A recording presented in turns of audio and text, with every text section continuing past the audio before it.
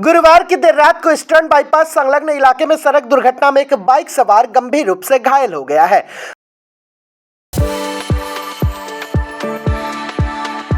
We are the dreamers, the achievers, and the leaders.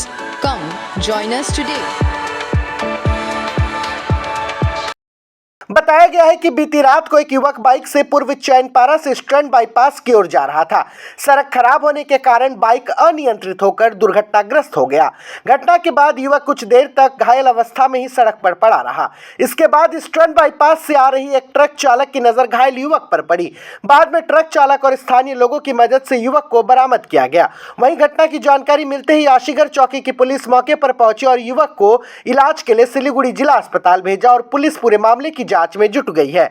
इसी बीच स्थानीय लोगों ने आरोप लगाया है कि ईस्टर्न बाईपास जाने से पहले पूर्व चैनपारा रोड पर एक व्यक्ति बहुमंजिला इमारत का निर्माण करवा रहा है। बहुमंजिला इमारत के मालिक ने सड़क पर बालू और पत्थर डालकर इसे और भी ज्यादा खतरनाक बना दिया है, जिसमें यह हादसा हो रहा है।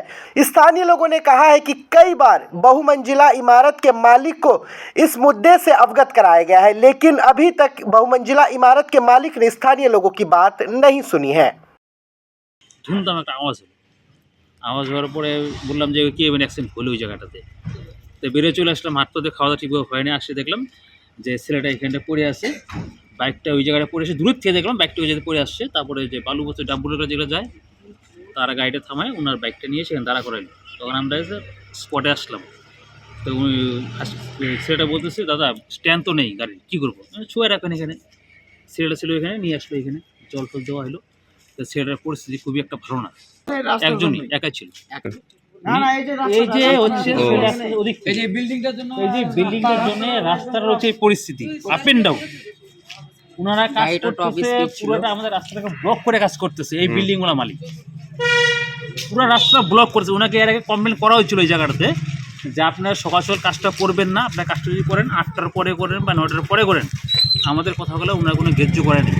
এই জায়গাটা দেখেন, এটা হচ্ছে সমতল রাস্তা। সেই জায়গাটা কী করছে, বাম্পার থেকে ওদের চোখ কাহিনী হয়েছে এই রাস্তাটা খারাপ। এটা পুরোপুরি ক্ষতিগ্রস্ত দায় হচ্ছে বিল্ডিং মালিক। ওনার টাকা পয়সার জন্য উনি জোর জবরদস্তি কাজটা করতেছে। অ্যাকচুয়ালি আমাদের লোকাল থানার কোনো কাজ করে না, আমাদের কথা কোনো উনি গ্রাহ্য দিচ্ছে না। ওনাকে কমপ্লেন করা হয়েছিল কাজটার ব্যাপারে। কাজ করবে রাত্রি 11টা 12টা দিয়ে কাজ করবে। কাজ শুরু হয় সকাল 7টা 6টা থেকে কাজ শুরু হয়। এখন বলার পরে উনি কোনো গায়ে লাগাচ্ছে না। বালু বোতল ফালানোর পরে আজকে এই পরিস্থিতি। জেলা হাসপাতালে নিয়ে যাওয়া হয়েছে, 2-3টা ছেলে আসছে, ওনার বন্ধুদের নিয়ে চলে এসে। উনি বাঁচবে কি মনে হয় তো 100%-এর মধ্যে উনি 99% অবস্থা। উনি যে আশা করি ভগবানের প্রার্থনা করি উনি যেন সুস্থ বাড়িতে ফিরে